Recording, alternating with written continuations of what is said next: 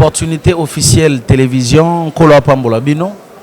Pour continuer au Salam Moussala Malamou, créer toujours la différence, parce qu'aujourd'hui nous avons besoin de la différence et de l'excellence.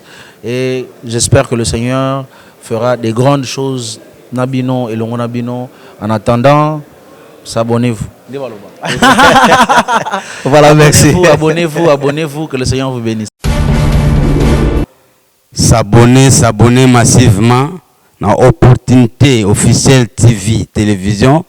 Donc, Opportunité officielle télévision, vous s'abonner, beaucoup de musique en Jambi, beaucoup de musique à Zengaloketu, beaucoup de formation, beaucoup de église, beaucoup de théâtre, olingo mona nga, olingo mona bango, olingo mona yo, olingo mona biso, kota kakawa yo moko mona mona. Donc, nga mutu na tindi bino bukota. Muta kondimila mingi zalaka ngai. Ngai soki na koti makambo esalaka jete. Donc, Opportunité officielle TV. Selon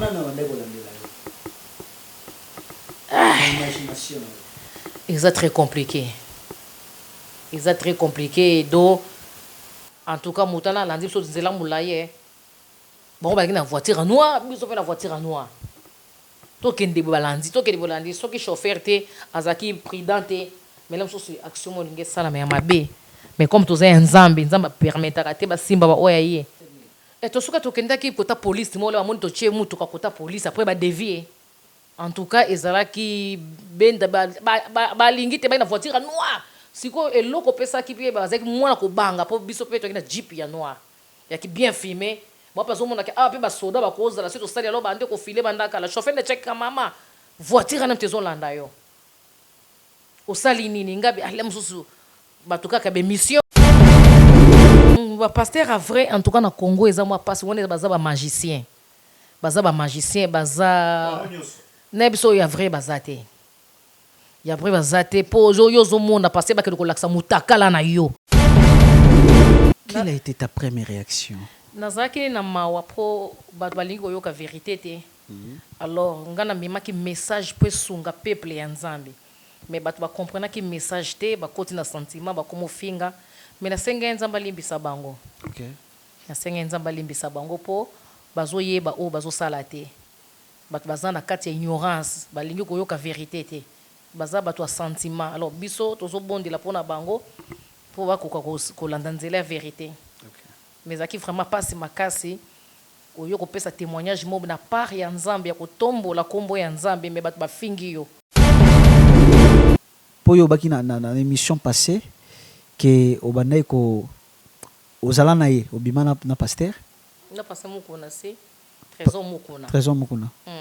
Et bon papa na ye. Papa na OK. Nde to bimaki na ye. Ah. Maman ça passe. Est-ce que le temps au moni na chair a comme TAP? Qu'est-ce que tu dis en soi? Ngapo na ngai le nazo moni na chair azote soki eza pona Nzambe to kokumisa Nzambe pona mati. Non, vous êtes prophétesse, non? En qualité d'une prophétesse, tu nous expliques pour ressentir oza Nzambe na oza Nzambe te. Non, pona ngai on a vraiment isa ba mentir.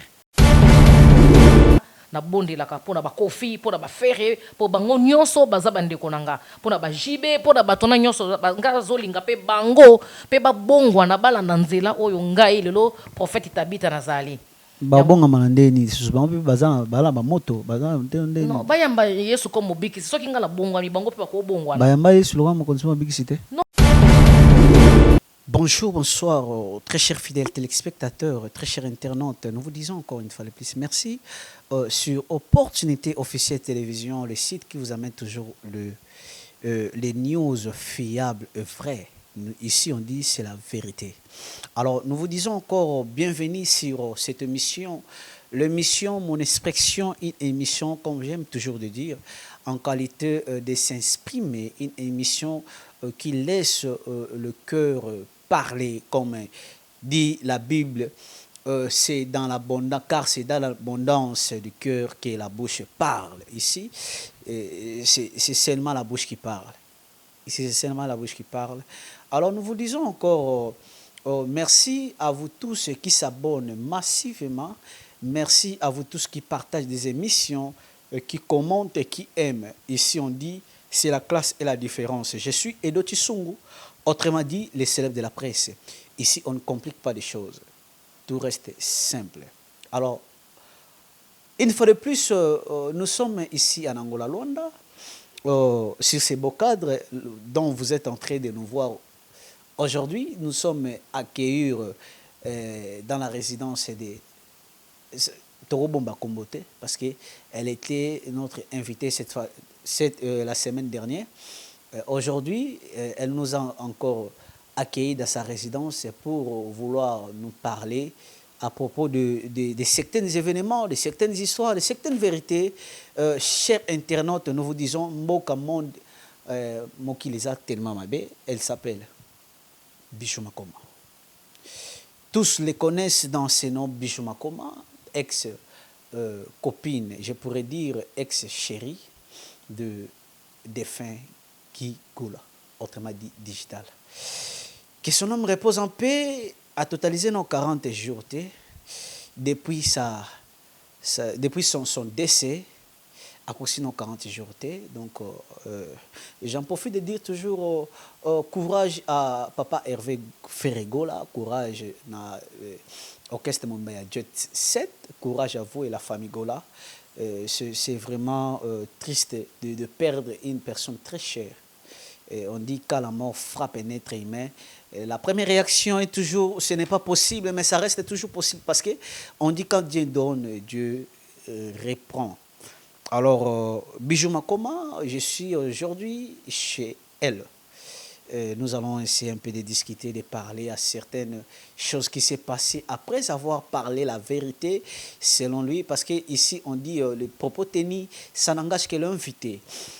Je la reçois aujourd'hui dans ce plateau, dans cette résidence qui est sa résidence, Bijou Makoma. Elle va nous expliquer pourquoi elle nous a appelés.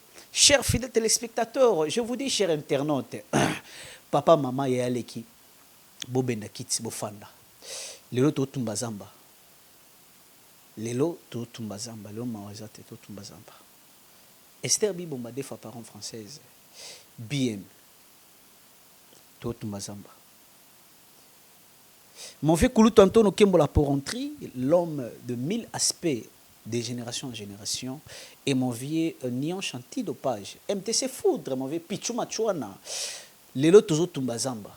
Je suis avec elle, bientôt là, comme c'est toujours pareil ici chez moi, j'aime accueillir avec plaisir, avec joie, mon invité pour vouloir le valoriser. Dans ce plateau, nous allons discuter. Je vous dis, mon vieux Alexandre Chakabenda, Teta Grammaton, dans le vivier, les autres pesa makamboa. C'est cap à Christian Kembi, Yabata Mama Nidal Mondela, ingénieur Christian Pini, Moutak Simbi, Asimbi, empresa simbi entreprise ya sekapa Christian Kembi na area autokoloba na département ya technique ingénieur Christian Pini lelo Totumba Zamba lelo maizate. Merci na bagolois, merci na binotu batutu bota la biso, merci na ba force na bino. Et il y a certaines personnes qui nous encouragent dans la vie. Quand on parle de la positivité, on parle aussi de la négativité. La positivité rend l'homme fort et la négativité aussi rend l'homme fort. Donc, mon vieux Blaise Koumbi Kouniet, Ototombe, en direct à Montréal. Merci pour la force, grand frère. Nancy Essoa Shakira, merci pour la force. Je suis avec elle aujourd'hui. Junior Team International, on dirait des États-Unis. Lelo Ezopela Moto. Lelo Ezopela Moto. Sandy Boyimba. Yabata Papa Didier. Pundu. Lelo, on dirait des États-Unis. Lelo Totumba Zamba. Totumba Zamba. Merci na batu bolanda biso, merci na bino batu tout. Bozo tenir biso perrière. Merci na batu bolinga biso te. Toza on a juste pour nous pesa ba information. On a une émission ici. Nous parlons que de la vérité. Ici c'est de la vérité. Ah somme tolo balikambo ba vrai. Je suis avec elle. Bientôt là, na habité na sima caméra, na registre pour permettre biso to telemato to yamba invité na biso. Elle est là, maman Bijou Makoma. Très ravi de te voir encore en bonne santé. Voilà, prenez le micro. Tu prends le micro. Ok. C'est bon? Ok, c'est bon. Boa tarde. Boa tarde. Boni. Naza bien. Très chic, très belle. Merci. De génération en génération. Merci. Avec la Bible, des choses. Toujours. Tout ça, c'est le Banzambi. Non, vous êtes magnifique. Merci. Voilà, je suis avec elle. Nous allons discuter, nous allons parler de ses motifs. Encore une fois de plus, très cher fidèle téléspectateur, vous allez patiente. To tumba zamba lelo. Lelo tobi to tumba zamba. Donc voilà, tu prends la place. To fanda, to solo là. Voilà. Mon vieux, les bourgeois qui viennent, donc, bon séjour na Europe. Les boka pilipili silaka soloté les nobles confrères na za déjà na Bijou Makoma, maman Bijou Makoma. Osa calme lelo hein. Naza toujours calme. Matsama mikondam. Naza toujours calme. Ba nouvelle ligne. Bonne coupé sans zambe merci. OK, ota la caméra, ota la. Malenge abateli biso koko mati lelo eza. Mati micro mandambo. Eza blagité. OK. Eza na ngolo nzambe tozo tika mission ona maboko ya nzambe. OK. Nzambe a protéger biso na protection divine na ye. Nyonso ko sala eza pona lokumu nzambe toza pona ko ba jeune o bazo tombola kombo nzambe. Toza pona ko défendre kombo nzambe loko ememinga awa toujours na makambo nzambe. Toujours dans ma est-ce que l'on a une mission tout ça là qui on a? Tu as été critiqué. Ba critiquer na makasi ba yeba ki mutu bazo critiquer te. OK. Faut Jésus peut ba critiquer qui mais après ba ko découvrir que ça qui vérité. Quelle a été ta première réaction de voir des commentaires, des insultes, des gens qui t'insultent? Quelle a été ta première réaction? Nazaki na mawa po ba balingo yoka vérité te. Alors ngana mema ki message pour sunga peuple ya nzambe mais batu ba comprendre ki message te ba koti na sentiment ba komo finga mais na senga nzamba limbisa bango. OK. Na senga nzamba limbisa bango po bazo yeba o bazo sala te batu bazana kati ya ignorance balingi ko yoka vérité te baza batu a sentiment alors biso tozo bondi la pona bango po ba ko landa nzela ya vérité. OK. Mais aki vraiment pas makasi oyo kopesa témoignage mob na part ya nzambe ya kotombola kombo ya nzambe me bato bafingi yo. OK. Alors tozo sambela ka pona bato wana nzamba touche mitema na bango bon pe baya côté na biso. OK. Et bon bato ba encourager ki yo ba ndai kopesa ba félicitations. Nzamba pambola bango po ba comprendre ki message. Apocalypse lobi ba o bazala matoi ya koyoka ba yoka o bazala motema ko bomba ba bomba. Alors nzamba zaka na besoin abikisa ka mutu moko. Alors bato ba comprendre ki message nzamba pambola bango akokisa posa mitema na bango. Okay. Voilà, tu nous as appelé aujourd'hui pour aborder un thème. Avant de parler de certaines choses, avant d'évoluer, il y a nombre de gens qui te suivent partout dans le monde, comme des Prince Kamabika, en direct de Grèce. Il y a certaines personnes aussi, comme de Angèle Kayouya, dans la Belgique, dans Anvers. Balanda qui est très bien. Babi, est-ce que c'est vrai? Makamando le bapeneza qui a solo pour cause là qui gigola akufa bon obimisa la vérité wana. Pourquoi? Bon bana nzambe et comme makambo nyonso eza makambo a temps babi chaque chose à son temps. OK. C'est quoi l'air nga na moni po to tambola ki be église ebele to ke ba place ebele.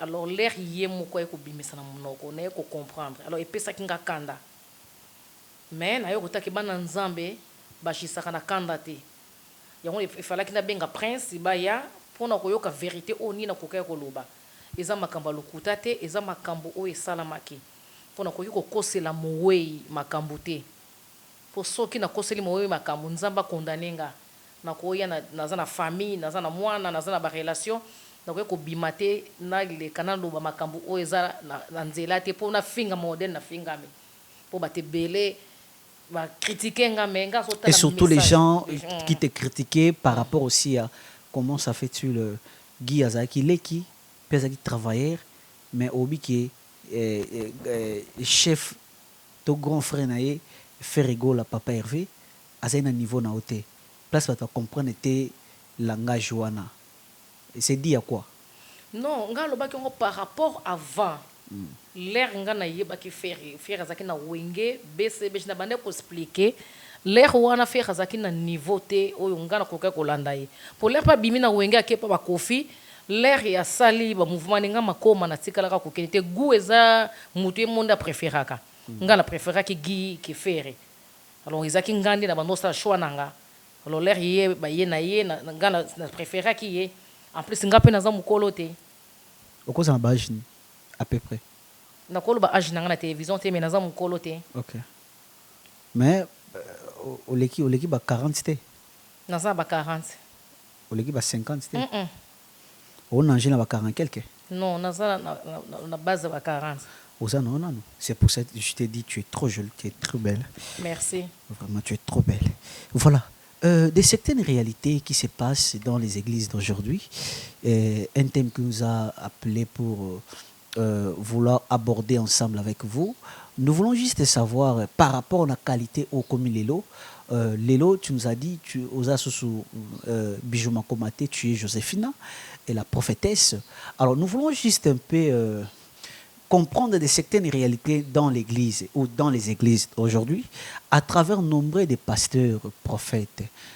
Makamboé Salamza tellement Yamabe Makas. Alors dans les missions Nayo, tu nous as aussi parlé que au Bimakana Trésor Mukuna, il y a fils, il y a pasteur Mukuna. Quel est le message que tu pourrais donner aux fidèles pour sauver leurs âmes? Pour sauver âme nzambe Ota la caméra pe pour sauver âme nzambe toujours toujours qui kaka na Romains 10:1. OK. C'est na ko fungola Bible.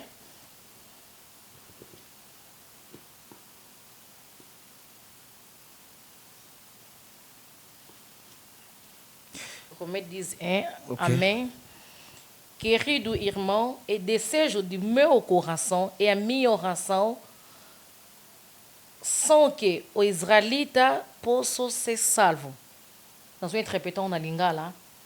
Lo sambo ya mutu moko o azana bonzambe. Soki abondeli pona bato yo bazana libanda. O bayebi nzambe te. E ko sauver. Yango moningana bondela kapona bato bazobunga nzela ko ba pasteur o bazobungisa bato nzela na bondela kapona ba kofi pona ba fere po bango nyonso bazabande konanga pona ba jibe pona bato na nyonso nga zolinga pe bango pe ba bongwa na bala na nzela oyo ngai lelo prophète Tabita nazali babonga manandeni susba bazana bala ba moto bazana ndende non bayamba Yesu comme bikisi soki ngala bongwa mi bango pe ba ko bongwa bayamba Yesu lo mo konsoma bikisi te non bazaba na nzambe nzaba kufaki pona bango bazana droit bazana na droit ya ko za salvation bazana droit ya mo lo sambo langezali pona kolakisa nguya ya nzambe bato ba comprendre que nzamba zalaka ko lelo tozomona ba pasteur bazobungisa bato nzela. Donc on a cab na 1 roi 18 à 20 na 40. Batuni bana ya pona nzela ya kabi to pona nzela ya prophète. So qu'on dit olingi nzela ba kabi oponi nzela ba kabi so olingi nzamba ba prophète oponi nzela ba prophète. Pour nzambe oya ba ya bikeko alobaka te asala ke lokote aninga na kate. Au mona bat bazo ke l'église. Ba passer bazo tia batu maboko bazozwa lobiko te pona nini bato bakoma okende église na ndenge kokende luka nzambe te. Église ekoma lokola bandako ya nganga. Bato aomona longela ba problème na ndako na ye. Make na kati église ake susu kobakisa susu mikumba. Pona nini ba pasteur wana ba mikomisa ba pasteur bango moko. Eza volonté ya nzambe te. Comme bakomisa ba pasteur bango moko baza na nguya te. Yango na bazokende bandako ya nganga, bazokende koza ba magie, basala ba miracle, ba bebisa peuple ya nzambe. Yango zomona kokende église oye na Bible lobi boye na mikumba na bino epa na nganga na kopesa bino kozwa charge na bino. Mais yozo kende église ba bikumba eza kaka kobakisama.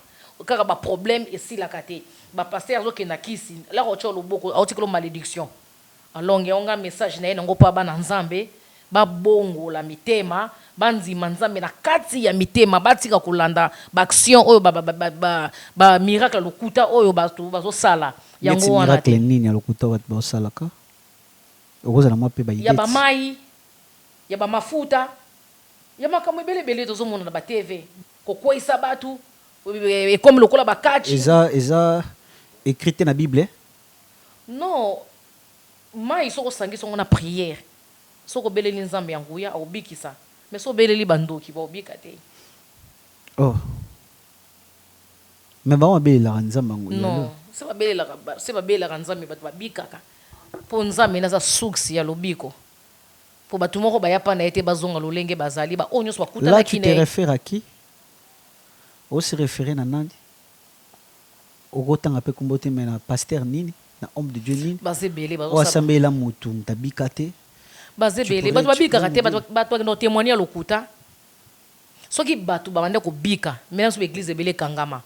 Po batu baza ba aveugle na bazo comprendre makambo ezole ka église comme place ya nego ba comme oteka maloba nzambe na mbongo échange. Ya omoni Jésus kanga ke église likolo bas comme ça ki wenze makambo wango ezo continuer ti lelo. Donc batu baza ba aveugle bazo mona te. OK.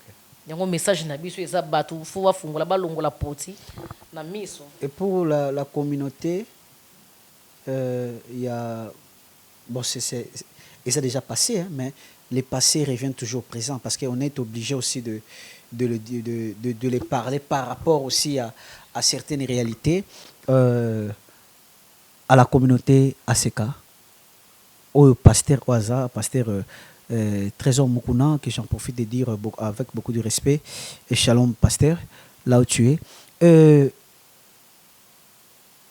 Message nous repose dans le peuple de Dieu. Pour yobaki na émission passée que obanaye ko ozala na ye obima na pasteur. Na pasteur Mukuna c'est Trésor Mukuna. Trésor Mukuna. Et bon papa na ye. Papa na no bimanende ni ya homme de Dieu. Trésor bima kinele tozana kata ba vie. Ah wala za no pasteur te. Non, là c'est non pasteur te. OK. Nde to bima kinaye. Ah. Maman ça passé. Est-ce que le temps où on est chair à comment TAP, qu'est-ce que tu dis en soi? Ngapo na ngai le nazomona na chair azote soki eza pona nzambe tokokumisa nzambe pona mati. Non, vous êtes prophétesse, non? En qualité d'une prophétesse, tu nous expliques pour ressentir oza nzambe na oza nzambe te. Non, pona ngai on a vraiment isa ba aventure. Ah bon? Pona ngai isa ba aventure. Parce que très souvent qu'on aventure. Non, isa ba aventure pour papa na bango nde muta che na isika. Okay. Est-ce que vous croyez aussi à la qu'est-ce que je pourrais dire? Est-ce que on dit marapé na bonzama pasteur Mukuna? Ngai na ko nzima te na ko nzima te pona nini muto soki opona nzela po l'air nani Saul ndaka kome ko sambela nzambe ya bikege na 1 Samuel 15 verset 23 à 29. Samuel nzamba rejeta ki po ayoka ki susu nzambe te akome ko sala makambu selon ye. La komi ko sala makambu selon ye alors nzambe atika ki ye koma ki fa longo na bokonzi ba tia bato baza placer o bazoyoka mungongo wa nzambe. Po le yoza musala nzambe fo pona nzela soki yoza ya nzambe soki yoza ya mokili oza ya mokili. Po biso ba oyo nzamba lokota biso na fulu akomisa biso bato pona komema sango na ye alors soki nazo changer te ozo motela nazo fingisa ko nzambe na tika makambu tu ya mabele lo na vandi boye nazo bima susu na mibali te na vandi ça pour nzambe c'est pour na bato ba mibali bazebele na ko tola te donc oza femme seule hein? Naza femme seule Oza mobilité. na mobilité Ni copain ni fiancé. Ni copain ni fiancé Oza mobilité. Ozo luka pete hein? Bon nazo luka oyo nzambe on nzamba kotinda na ba qualité au prophète et prophétesse a sepeli mubaza ba qualité. Ba qualité neni oyo sepeli. Oza abanga kanzambe. Oyo respectaka mulière respectaka mwasi. Oyo akolongola ngai te na kati ya liloba nzambe. Po eza mibale belé okomona kobali ye lobi akombi na lingi église te na lingi boye te na lingi boye te komba complication. Alors nga nzamba bimisanga na Sodome et Gomorrhe azo memanga na Jérusalem. Pasa ya Kembo. Ba omona na tena no? Non, ba critère o nga na zoluka non na monité. Soki ba po ba yaka la bomba proposition ezalaka nango mais o nga na zoluka non na monité. Alors revenons un peu dans l'actualité parce que c'est l'une aussi de certaines choses parce que l'actualité aussi nous a amené ici. Maître Eric Luyamba, autrement dit Maître Texaco en direct de Cape Town. Basalam Nayo. Actualité Mimi Bisso par rapport à Cape Town et Afrique du Sud, baza contenté na comment na évêque parce que les actualités à fond le parti politique un homme de Dieu. Batebe ba betali baku l'église corps du Christ ils betali baku et tant que servante de Dieu. Pasteur comme na parti politique. Ouais. Parti politique ils makamba lokuta. Ils ont besoin de défendre le autorité morale à parti politique na ya fongolé. Pour nangai pasteur il faut landa o sidi d'éternel. Akolanda o eza ya politique te pour politique eza lokuta. Alors il y a côté na politique ando kosa peuple ya Nzambe pendant tambusa mokili lokola nzamba lobité. On se total na Matthieu 24 à 36 à 39. OK. Bible ça. Pasola Bible maman pasola maman nanga pasola donc le lot aux appels donc ndambu makomi et zabongote maître Texaco na Cape Town autrement dit Eric Luyamba donc mon ami de longue date maître Batbasibingana Mpanzi à Afrique d'ici à Cape Town bangwana tatola mama tatola biso za posa matière amen amen maman matière gaga mas ninguém sabe o dia e a hora e que o fim virá. Bible zoba mutu moko ayebi RT ayebi mukolo te o mukola suka ekoya. É mesmo anjo do Senhor, filho de Deus, somente o Pai sabe. A vida do filho de homem será como foi no tempo do Noé. Babi nzambe leka koya ekozala ta ekozala ndenge moko lokwa Noé. Ni ange ni mutu moko akoyeba ngongate ayebi RT bato faut ba se préparer. Alors bato faut se préparer ceux qui balobi balanda ba pasteur ko bakoza ko préparer te. Il faut balanda vraiment ndenge za na Bible ndenge Bible zo senga bato basala nde okomona bato akosoba koza sauver. Pour lelo bato bazo ya na message nzambe bato za ko finga matana ti prophète ye ko pesa no témoignage na tu finga makine mission na niveau même il vient na Abraham Matingu le temple a conseiller kingai abi ofinga makie alobi na ngai baboko seligi ya bato makambo defengi Abraham Matingu le temple vient na ngai feregola ndaza na niveau na yote ofinga na ngai yebi ke na lobaki vérité a kalma kingai a pesa kinga conseil alobi leki na ngai na Eric Kalume pe a pesa kinga leki na ngai calme biso ne pas ces biso famille po yo no mto bebaki bato bazo finga yo wana ezani rien à voir na makambo yo passé nango. Alors kolanda bango toza musala nzambe Jésus ba finga kiende pe wako finga yo yango tozo bonde la kapona batwana babika o bazo finga o bazo critiquer car batwana prophète azo bonde la pona bango po ba yamba bokonza nzambe TV za radio te mama papa leki yaya tsakit ashigoyo makambe bandi matière na memel biso matière. Esther Bibomba 2 fois par an française bien mweto maché benga ba petit bochakit matière mon vieux pichuma toi na autrement dit MT c'est foudre na boy golo bébé vieux matière. Maman Bijou Makoma. Bata Suisse ba benginga trop. Bazana posa ba ka certaines vérités. Ozaki opéré. Au souffrir une opération. Tu vois que je m'en selon moi moula une émission passée parce que tu vois que deuxième reprise roya. Bete la opération go et souka indeni. Nzamba za mokonzi, nzamba za mokonzi, nzamba za monene. Pour la Bible, dans Ephésiens 4, chapitre 17, babito tambola te lokwa ba aveugle. Pour ce tambola na aveugle, azomona nzela te na yepe okotso na libulu. OK. Il faut tambola kana bato yo bazana miso. Leti ngana kutana kina ba prophète. O ya solo yango moni ngai na biki na nzambe na konzima ya ngamoko nde biki singai. Ezaki vraiment très compliqué. Ba miome mona na 4 pendant 2015 ti 2019 et ti 2021 il sera 4 millions. OK. Alors ba pasteur ba boya ki ba opérer nga ba makambo eza makambo molimo eza makambo ya ba miomi te. Alors tellement bémorragie les ka ke belé na koma ko obligé yo kindika ko opération. Alors là to comme une opération ba pasteur ba bisinga muko ba fungolo libumba mona ba miomi na libumuté. Menga kome ko senga nzambe nzoto nangeza temple ya ba démon eza temple ya molimo mo santo. Comme na hôpital ezo mona ba miom éthique la ka ba miom. Ba démon ba ko utiliser nzoto te. Alors et comme kinga laisse ba pasteur botika ngamoko na bonde la nzambe. Alors na bonde la ki nzambe pe ayeki ko longisa toke na mukolo ya chirurgie po basala nga chirurgie.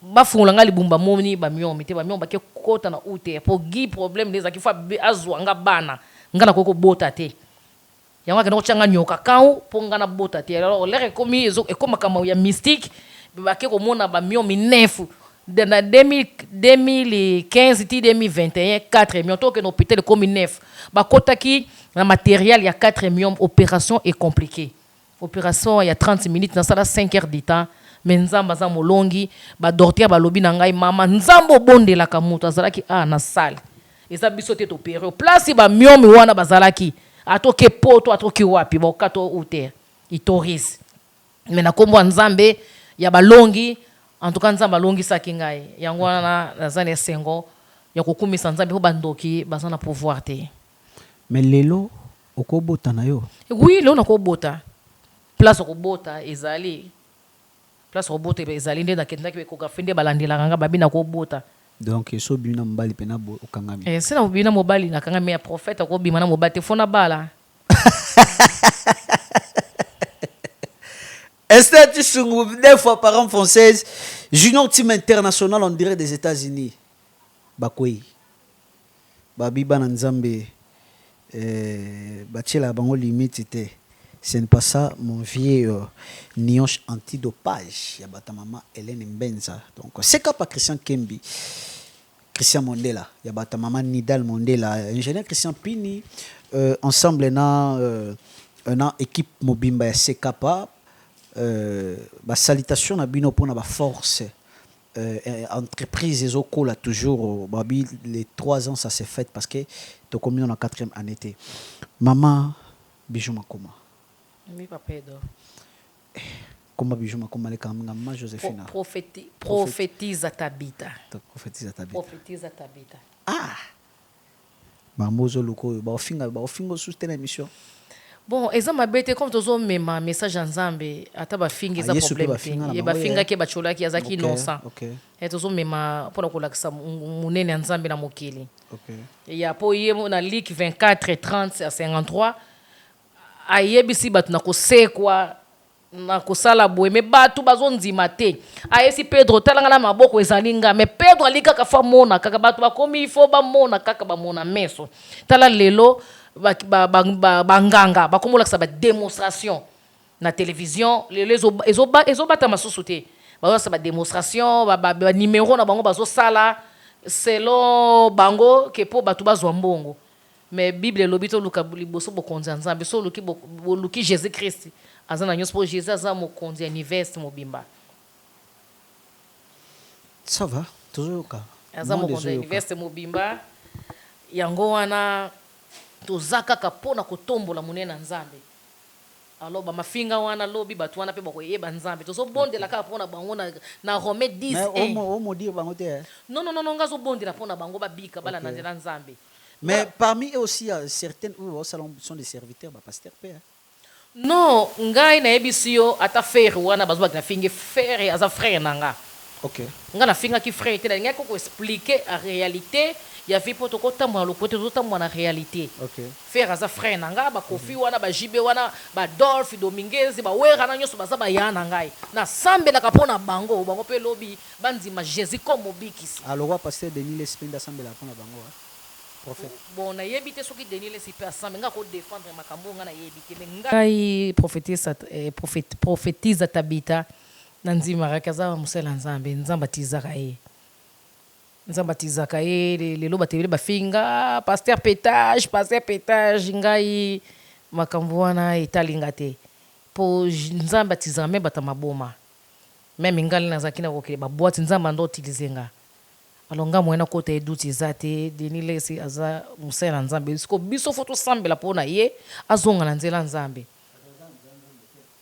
Bon akota ya makambo ya bafali ya banani ye ifo asambela mpona bafali bafere bato wana ya na nzela nzambe ya kolanda bango te me na kalite oyo ngai namona mpona ye aza nakonsideraka ye kaza mosala nzambe mais sikoyo na ndenge akoma na makambo ya bapétage banini nasambelaka mpona ye azonga na nzela ya nzambe mpo aza mosala nzambe nabondelaka mpe mpona ye azonga na nzela. Est-ce que c'est vrai un pasteur peut parler aussi de musiciens profanes? Est-ce que ça c'est intéressant?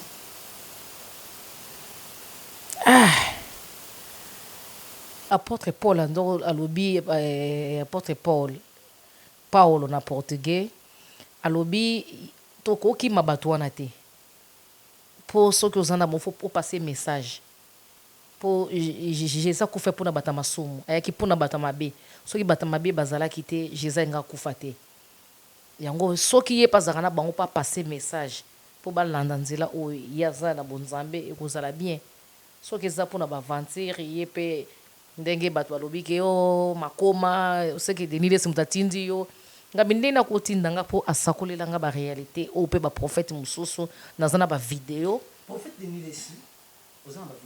naza bavideo oyo ke bato mosusu mpe baconfirma prophétie oyo yayebisanga basalela nzambe solo yalonga mwana kote duti eza te mpo nzambe atilizaka moto nyonso oyo alingi comme nzambe azotilize ye mpo na maloba na ye mpo na peuple na ye soki abebisi nzela ya nzambe akoma alanda mokili nga na kosambela mpona ye azonga nzela nzambe.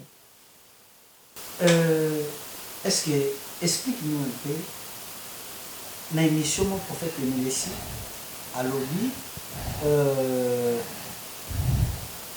Amela Ravin. Est-ce que c'est vraiment important, même si la Bible, comme nous l'avons dit, que la Bible boy te remet à Massamba, est-ce que ça édifie le corps du Christ, l'Église? Papa Edo, omoni komela masanga eza mabe te bavin wana eza mabe te soki pasteur na chair ya nzambe akoki kodefendre masanga te mpo eza bato mosusu soki ameli masanga ekomisa liboma mosusu fo akende obima na mibali mosusu akende koyiba yango wana pasteur akoko teya masanga liboso ya chair te mpo jésus ye moko alobaki yango jean baptiste kuta amela masanga te me azanga ye kondima ye kutu mwana moto ayaki amelaki avandaki na bato mabe asalaki boye amelaki vino eza na kati ya bible.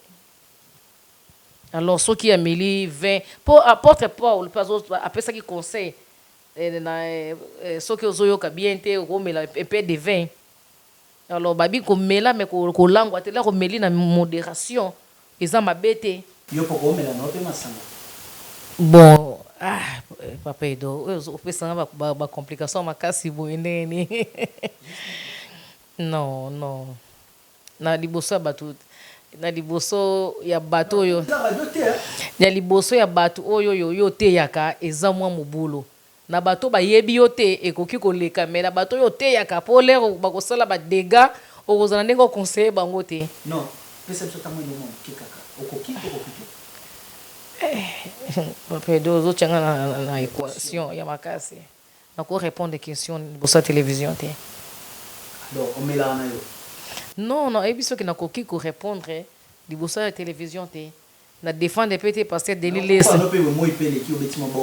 nakoki koloba makambo wana te liboso ya télévision bapaster a vrai en tout cas na Congo eza mwa mpasi wana baza bamagicien baza na biso ya vrai baza te ya vrai baza te mpo yo ozomona paster bakende kolakisa mutakala na yo na télévision exemple nini yo kopesa bato me tomona yango na bainternet bazolakisa mutakala paster motu moko ayembelaka nzambe bazolakisa bazosala bamakambo na kati ya télévision siko exemple nini bokopesa bato bino kaka bayembi en tout cas nakotanga kombo te nazoloba kaka comportement oyo bato bazoyokisa nzambe soni bapaster wana bazoyokisa nzambe soni bango nde bazosala lokwa nzambe ezistaka te yango moni bato bakomokende na bandako ya nganga likola comportement ya bapaster là où pasteur il faut la kisati là où on Jésus il faut ozala lokola Jésus yango na mona Romain 6:1 balobito ozala te ya grâce eza oui mais yebaka le ozo sumuka ozolingo zongisa nzambe Jésus na kunda azala suna kunda te assez quoi le ozo sumuka yo moko ba pasteur batika ba pauvre ya nzambe batika ba peuple ya nzambe to lembi bino boti ko bungisa batu nzela bozoke ko zoba kisi bozoke ko simba ba science bo bebisaka bana batu alors eza kitoko te bino nde bozo sala ke batu ba mono kwa nzambe existaka te mais nzambe existaka ngai awa naza témoignage ya nzambe pour abandonner ki vie nanga na tala soki bible eza réalité na mona yango pe na seno peuple ya nzambe bino mo pe bosala ba exercice spirituel eza na nini na 1 Timothée 4:1 tina 8 botanga wana ba exercice ya nzoto eza bien ya physique pe ya spirituel pe eza pe bien là oza ko s'entraîner au mona miracle ba pasteur botika ko bungisa peuple ya nzambe asa longola bino po bo longwa déjà nzambe aponi ba oya ye o bazo salela nenga busolo yo pasteur ba otika mutakala na kata voiture bazo filmer yo ozo mona teke lokumu nzambe za wapi yango bato bazo kota nzambe ba doute bazo kelanda satan dikola comportement ya bayembi ya bato makambo nzambe comme lokwa ba vanter selon nana ndeko landela imagination c'est très compliqué donc en tout cas mutana landi so nzela mulaye bon ba na voiture noire biso fait la voiture noire tokende bolandi soki chauffeur te azaki prudent te mais là mosusu action molingi esala ya mabe mais comme toza ya nzambe permetaka te basimba baoya ye. Donc merci nos fidèles téléspectateurs, on dit TVza Radio T. Tout commence bien, tout finit bien. Merci à vous tous qui nous suivez partout dans le monde. Nous vous disons encore énormément merci. Merci une fois de plus à ingénieur Christian Pini. Merci à Sekapa Christian Kembi, autrement dit Sekapa Christian Mondela et Batamama Nidal Mondela, couple pastoral. Merci à ma grande sœur Angèle Kayouya en direct de Belgique, na Anvers. Merci aussi à toi, Odefa Soirée, la grande dame du Sénégal. Une fois de plus, merci à Céleste Katako, la parisienne. Donc, merci à encouragement et merci na ba force, merci une fois de plus na ba conseil na bino ba tutubo landaka biso on dirait qu'il y a opportunité officielle télévision. Nous vous disons encore de vous abonner massivement donc dans votre chaîne opportunité officielle télévision. On dit la chaîne qui marque la différence. Ici, c'est la classe, la différence. Et ici, c'est la vérité. Atoloba vérité. Bosolonde et Fandi Nakatia, chaîne Nabiso, opportunité officielle télévision. Et voilà, cette émission a été bien présentée par votre Edoti Sungu, autrement dit les célèbres de la presse, avec l'invité Bijou Makomba. Lelo, tu as mis la qualité à Tabita, prophétise à Tabita, en tout cas, avec beaucoup d'estime, que Dieu nzamba pa molona ndenge oyambi biso et na considération bo lukabo te mutu vie pour avoir quoi beaucoup lukabo te mutu vie pour na bo Le monde est tellement bizarre. S'il vous plaît, répentez-vous car le royaume de Dieu est proche. On a conseil. Et outi na mnoko ya ndeko na bino, mon vieux Blaise Kumbi, Kouniet, on dit Autotombe en direct de Montréal. Coup de chapeau à toi pour na conseil conseil remarque et puis na différentes ma mususu na rôle TVT. En tout cas, ça me va droit au cœur, mon vieux. Les bourgeois qui viennent gueuler, donc bon séjour dans l'Europe. Les boss, le PDG Pablo Kini, les grands déclarants de la ville, le grand frère de Diekini, des boss, les kabos boss, on dit Awa to Simbi Luanda. Alors nous saluons, nous disons joyeux anniversaire à notre Joyce Moulongolola. Donc moi et maman Bichou Makoma. Donc joyeux anniversaire à toi, Toliate. Tolia. Donc V James Nakifika. Donc voilà batu ya maman Bijou Makoma. Donc bolé sabisopé. Donc voilà, merci. Chez mutu kakota police après ba dévier. En tout cas ezalaki benda ba lingi te ba na voiture noire. Siko eloko pesa ki pie ba zaki mwana ko banga po bisope to na jeep ya noir. Ya ki bien filmé. Moi pas mona ki pe ba soda ba koza la suite sali alo ba ande ko filer bandaka la chauffeur ne check ka mama. Voiture na mtezo landa yo. Osali nini ngabi ale mususu batu kaka be mission le mususu kaka batu oyo ndezaka nde bazofinga bakomotinda batu baya ko attaquer prophète Nzambe nazali kamba mutu te nazo pesa mbote na mailo ilo yene mutafandi si AC yenda saka musala ya AC a maître Sony nazo flash vienanga flash kikembe Antonia bateka ba matériel wana ba travaillaka na prophète papa Camille vieux Moussa wana baza batu toujours que prophète kolanda batu te ko sala batu te apesi pe bon anniversaire na mwana nanga bébé Jos place azali nzamba batela yo maman na toujours azo sambela pona yo soki bozana besoin ya prophète pona ba prière pona ko sunga peuple Nzambe numéro nangeza 929 04 02 66 nazo bandela lisusu 929 04 02 66 prophète aza pona bino pona kosala misala pona Nzambe ngala teka kama loba Nzambe te na bondelaka batu na bosolo po bomona miracle maloba Nzambe batekaka ngo tozio fele ozongisi ofele toza awa pona kolakisa nguya le bandoki bazolakisa démonstration biso pe toza pona kolakisa démonstration ya Nzambe na pesi ya na trésor kitomba na France na pesi mbote na pesi mami vangu batu nyonso o balingaka prophète Nzambe abatela bino na pesi na koko nanga pe soza kuna mikolebe na mama nanga Florentine soki fwane yenga bambote bele na bosanité nazopesa vie nanga pele mbote nazopesa papoti malanginyo e wana baza bana ya prophète wana bango bandimelaka musala o prophétise sala na part ya Nzambe. Alors nazosenga bino botanga na première Pierre chapitre 2 verset 9.